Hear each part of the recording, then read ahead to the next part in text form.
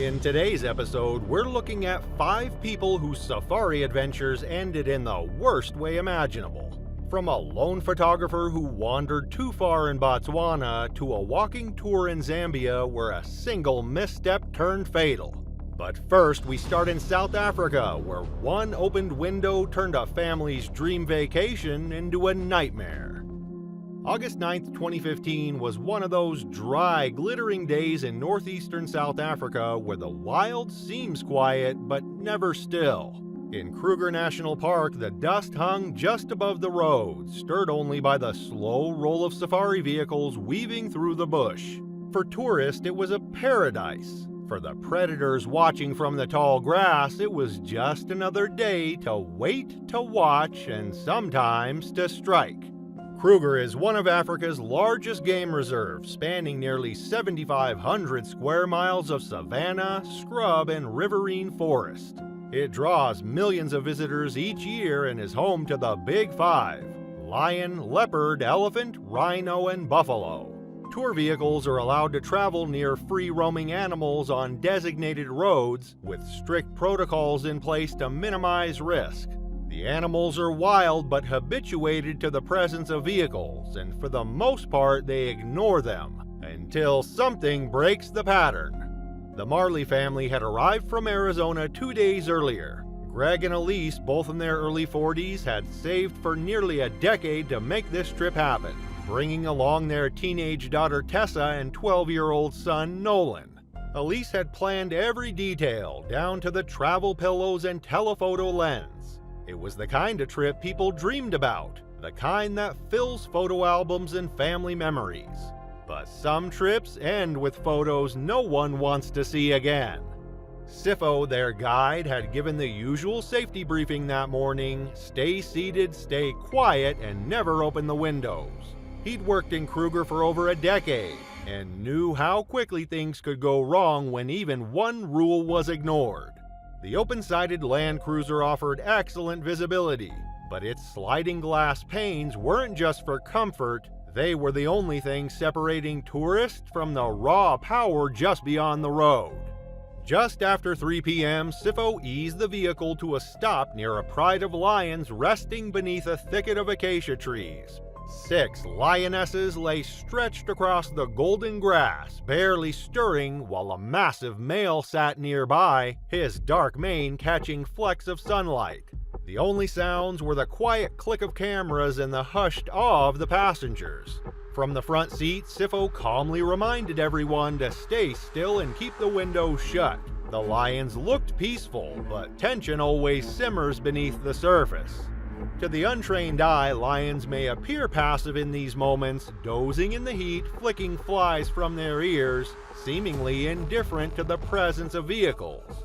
But African lions are apex predators built for sudden, overwhelming force. A full-grown male can weigh over 420 pounds, stand nearly 4 feet tall at the shoulder, and stretch more than 10 feet from nose to tail.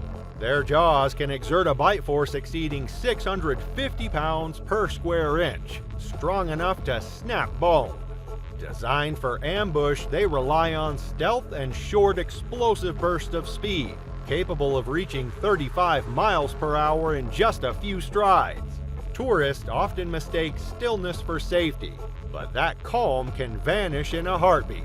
A shifting camera, an outstretched arm, or the soft hiss of a sliding window can break the spell and trigger a lethal reaction.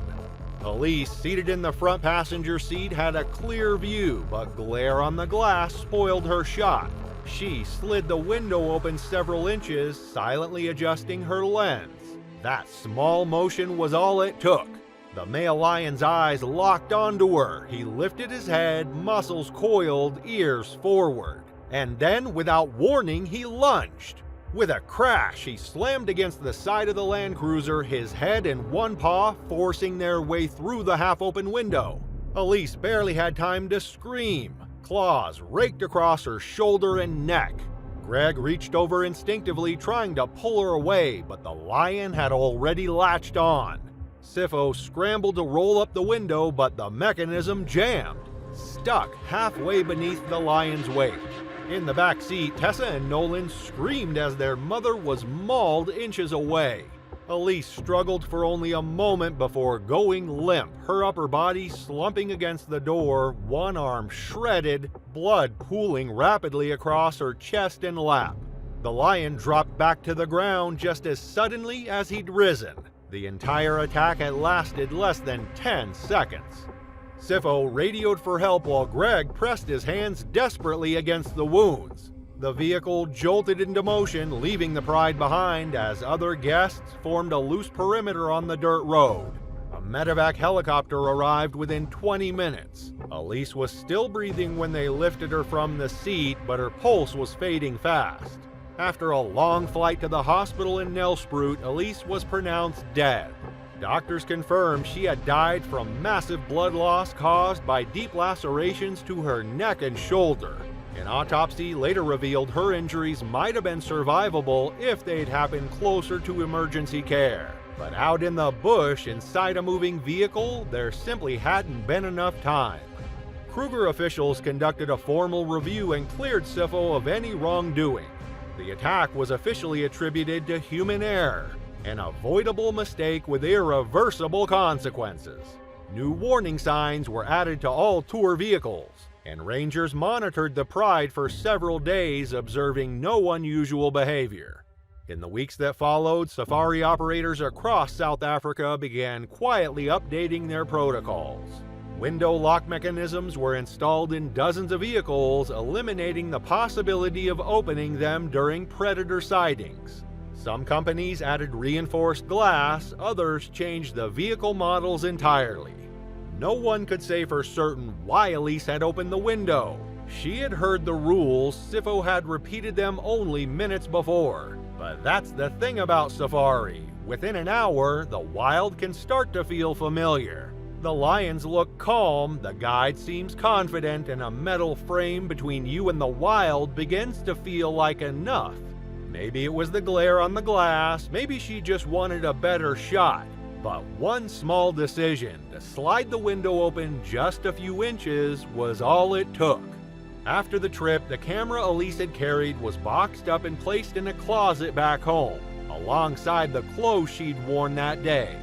No one ever opened it. Elise Marley's story was a heartbreaking reminder of how fast a lion can strike when one mistake breaks the barrier. For Etienne Ravoux, it wasn't a native predator he was tracking, but a rumored tiger sighting in the Botswana bush that led him one step too far. October 3, 2017 began like many others in northern Botswana, hot, dry, and quiet. In the Savuti region of Chobe National Park, the air hung heavy over the dry riverbed where elephant tracks crisscrossed the dust and lion prints lingered from the night before. It was the kind of place where silence carried weight, where the line between observer and observed could shift in a heartbeat. Etienne Ravoux had flown in from Lyon, France for what he called the trip of a lifetime. At 44, he was a civil engineer by trade and a wildlife photographer by passion. Self-taught, meticulous, and endlessly patient. He was known for his quiet curiosity, his habit of losing hours to a single detail, and his deep respect for the natural world. His wife Claire had stayed behind, trusting her husband's careful research and planning. Etienne had studied everything: camera placement, animal habits, migration charts. But there's a difference between reading about predators and standing in their shadow. The Savuti region is known for its dry, unpredictable terrain and fiercely territorial wildlife. Big cats roam the bushveld here, especially leopards and lions. Those sightings are rare without a trained guide. The landscape is open but deceptive. Dense shrubs and shallow gullies hide movement until it's too late to react. And although most animals in national parks are native, rumors of exotic species from nearby private reserves, smuggled, escaped, or illegally kept, surface now and then, especially near the fringes. Etienne had hired a local ranger named Tiro to escort him on foot photography excursions. They had spent 3 days tracking known predator routes, staying close to the vehicle and following park guidelines. But on the fourth day, just before sunset, Etienne caught a flicker of movement in the brush near the riverbed. A flash of orange, a shape too large, too striped to be anything else. He stopped walking, lifted his camera, and without a word stepped away from the guide and followed it. Tiro called out for him to stop, but Etienne didn't hear or didn't listen. He crept through the grass, crouched low with his camera raised, scanning the edge of the bush. His focus narrowed completely on the figure ahead. He could never have guessed what was approaching from the side. In the days leading up to that moment, Etienne had been tracking what he believed might be a tiger, an animal not native to Africa but rumored to have been seen near the southern edge of Chobe. Some speculated it had escaped from a nearby private collection that had since closed. Most dismissed the sightings as confusion or exaggeration, but Etienne had done his research and believed it was possible. For him, it was a rare photographic opportunity, one worth following. Even outside their native range, tigers remain instinct-driven predators. A full-grown adult can weigh over 500 pounds and move with near-silent precision. They stalk through cover and rarely approach head-on, preferring to circle and strike from the side. And for a photographer focused on the brush ahead, the real danger often comes from the direction he isn't looking. The tiger burst from the underbrush and hit Etienne from behind, knocking him face first into the dirt. Its claws tore across his back and thigh as it landed. He screamed and twisted, kicking wildly, but the animal had already latched onto his leg. Bone cracked audibly. The camera hit the ground and shattered. The tiger dragged him several feet through the dust before releasing him and circling again, tail twitching, breathing heavy. Tiro had already radioed for help. Locals from a nearby research outpost heard the cries and rushed in with noise deterrents, metal canisters, whistles, and flares. The tiger backed off as they approached, fading into the brush as silently as it had arrived. Etienne was bleeding heavily, his leg mangled nearly beyond recognition, but he was still conscious when they reached him. He was carried back to the vehicle, stabilized, and driven to a ranger station several miles away where he was airlifted to a hospital in Mon. By the time he arrived, he had lost a dangerous amount of blood and required immediate surgery. Doctors managed to save his life, but not his leg. Surgeons were forced to amputate above the knee. The wounds were too extensive, tendons severed, arteries crushed, and infection already setting in. As news reached France, Claire flew in to be by his side, arriving just before his second surgery. She stayed with him through the long, painful days of recovery, helping him navigate the shock and the silence that followed. After 2 weeks in the hospital, they flew home together. Friends back in Lyon were stunned. Etienne was known as methodical and intensely well prepared, never careless, never impulsive. Many had seen his research notebooks and listened to his detailed plans before the trip. The idea that he had strayed alone into the bush, ignoring his guide, felt unrecognizable. According to those closest to him, he rarely spoke about what happened, only that he had made a mistake. Officials reviewed the incident and confirmed that Tiro had followed protocol. The park issued no penalties but began distributing updated safety briefings to independent travelers and amateur photographers. New signage was posted around Savoudi's southern perimeter, and reports of exotic species were investigated more aggressively. No trace of the tiger was ever found again. Etienne had only himself to worry about, but Brian McCready was part of a group, one that veered slightly off course and crossed paths with a lone Cape buffalo. On the morning of September 17, 2022, the sun rose hard and fast over southern Luanga National Park, washing the valley in golden heat before the shadows had time to settle. The dry season was in full force, water scarce, brush brittle, and visibility stretched wide across the parched land. It looked peaceful, but in this part of Zambia, even the clearest morning can hide something waiting in the tall grass. 10 longtime friends from Seattle had flown in for what they called their Year 50 trip, a group walking safari through the park, something they'd talked about for years. They were all between 40 and 55, mostly professionals, nature lovers, and old college classmates who had stayed in touch across decades of jobs and children and distance. Among them was 45-year-old Brian McCready, a former EMT turned high school science teacher who loved hiking, wildlife, and cracking dry jokes that made his friends groan. And beside him on the trail was Sandra Wright, 43, a corporate trainer and avid runner who had known Brian since they were both RAs in college. She was the one who convinced him to join the trip in the first place. Leading the group was Thomas Banda, a seasoned Zambian ranger with 18 years of experience guiding walking safaris through the Luangwa floodplains. Known for his calm presence and deep knowledge of animal behavior, Thomas had spent years tracking lion prides and elephant herds, navigating the park's shifting terrain with methodical precision. Walking safaris were built on slowness and trust. Trust in the ranger, in the silence, and in the discipline to stay close and stay alert. The group set out just after sunrise, walking single file along a dry riverbed where hippo tracks etched patterns in the dirt. Rifles were carried only by Thomas and his assistant. The rest carried water, cameras, and the easy excitement of being surrounded by real wilderness. After an hour, they spotted a small herd of elephants in the distance, gray silhouettes moving gently across the haze. A few group members trying to get a better look stepped slightly off the trail. It wasn't far, 10, maybe 15 feet, but in the bush, that's all it takes. Thomas signaled for them to stop and regroup, but in those few scattered moments, the line had widened and visibility had broken. From the thicket, a Cape buffalo exploded into view, a massive, dark-bodied bull covered in dust and shadow. It was barely 20 feet from the group when it charged, hooves pounding, head low.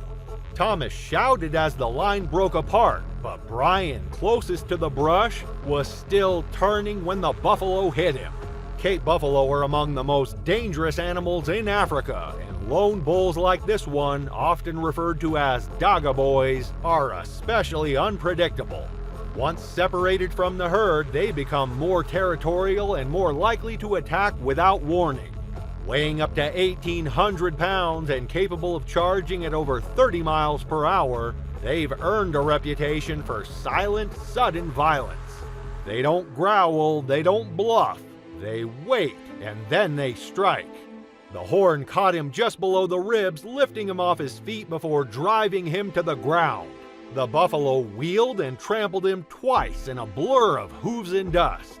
Sandra, just steps behind, was thrown aside by the animal's flank. She landed hard, her arms snapping with the impact.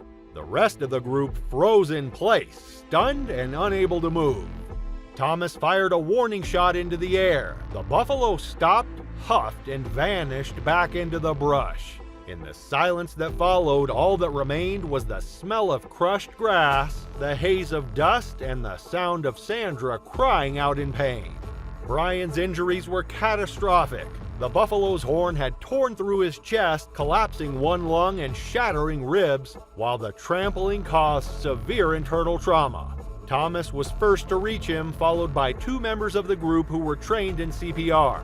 They worked together in the dust, doing everything they could while Thomas radioed for help. Sandra, still on the ground nearby with a broken arm, called out for someone to save him. But Brian never regained consciousness. The group stabilized Sandra's arm using strips of clothing and fashioned a stretcher from a folding chair and branches. She was in shock but alert. Thomas led them to a nearby clearing where a helicopter arrived within the hour to evacuate her and retrieve Brian's body. The attack was ruled a tragic accident, an unpredictable ambush caused by a brief lapse in spacing and visibility. Thomas wasn't at fault, but the tour company quietly revised its walking safari protocols. Stricter spacing, mandatory regrouping, and no off-trail deviations. Brian's body was flown home to Seattle the following week.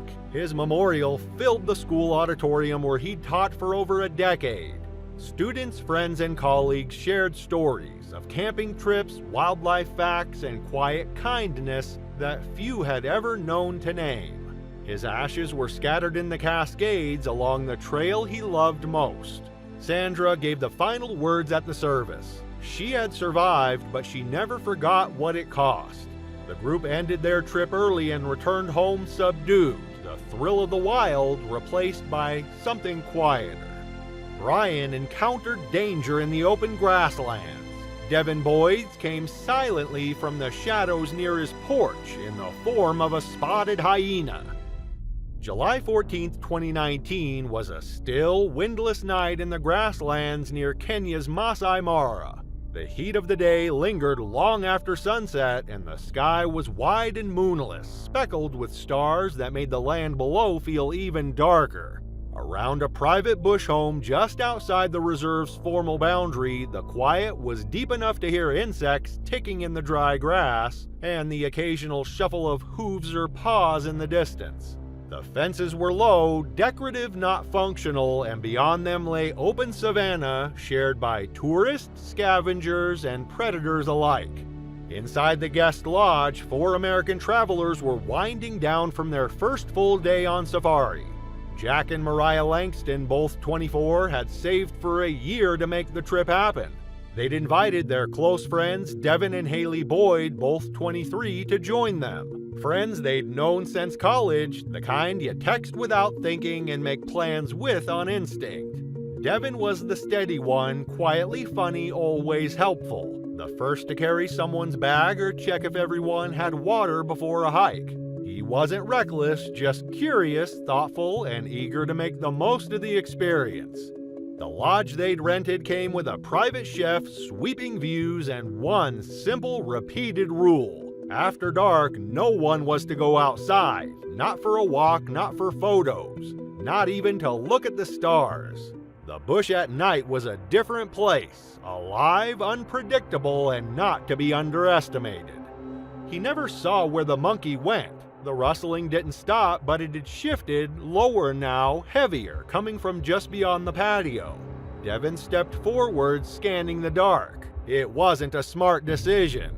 Everyone had heard the rules. After dark, you stay inside. Devin had heard them too, but it's easy to forget how real the danger is when the night is quiet, the lodge feels safe, and the threat doesn't look like a threat. He wasn't careless by nature, just curious. And in that moment, curiosity overruled caution. What he didn't know was that not everything outside that night was prey. Devin didn't see the hyena until it was already on him. It lunged from the side, low, fast, and without warning, its jaws locking onto his lower leg with crushing force. The impact knocked him off his feet, and within seconds he was being dragged across the stone patio, his flashlight spinning into the dark. It was a spotted hyena, common in this part of Kenya, especially near bush homes where the scent of food or people lingers into the night. Though often associated with packs, they patrol alone just as easily, moving low through the grass with almost no sound. Unlike lions or leopards, they don't roar before they strike. Their jaws are among the strongest in the mammal world, over 1,100 pounds per square inch, more than enough to snap bone. And they don't chase, they wait for an opening. Devin had just given one. The hyena's grip tore through muscle and tendon as it yanked him toward the brush, its paws kicking up dust with each step. He screamed, trying to twist free, kicking with his free leg, but the animal didn't let go. It dragged him several more feet before stopping, still locked on, breathing heavily and low. Haley burst through the door, shouting his name as panic broke into a full scream. Jack and Mariah scrambled to turn on the exterior lights while Haley grabbed a chair and hurled it in the direction of the attack. The crashing sounds and sudden brightness startled the hyena, but it wasn't until a local security staffer arrived with a high-powered flashlight and a metal baton that it finally backed off. The animal hesitated, eyes glowing in the beam, then turned and slipped into the tall grass without a sound. Devin lay motionless on the ground, his leg mangled and covered in blood, the flashlight flickering weakly a few feet away. Devin was still conscious, his leg had been torn open from knee to ankle. Muscle was exposed, tendons shredded, and 2 bones were fractured. Staff applied a pressure dressing while others tried to keep him calm. A medevac helicopter arrived from Nairobi before dawn. He was flown out, stabilized, and underwent emergency surgery just after sunrise. Doctors managed to save the leg, but not its full function. After multiple operations and months of physical therapy, Devin regained the ability to walk with assistance, but nerve damage left him with chronic pain, limited mobility, and a permanent limp. The incident sparked a brief investigation by the Bush Homes management, but no violations were found. The safety protocol had been clear, and the responsibility lay with the guest who stepped outside. No legal action was taken, and the lodge quietly increased its nighttime staffing and reinforced the perimeter. Back in California, Devin's life changed in ways he hadn't expected. His job in outdoor recreation became impossible. He moved into a remote customer service role and started physical therapy full-time. He and Haley married in a quiet local ceremony. Jack and Mariah still travel, but they no longer book trips to remote wildlife areas. The experience left them deeply shaken. The lodge updated its nighttime procedures and increased staffing, but the official safety policy remained unchanged. Guests are responsible for following the rules.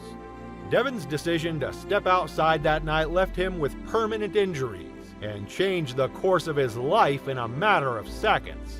Devin had only stepped out to check a sound. Javier Cardenas stepped out of the vehicle to get a better view of a lion, and the wild didn't hesitate to respond.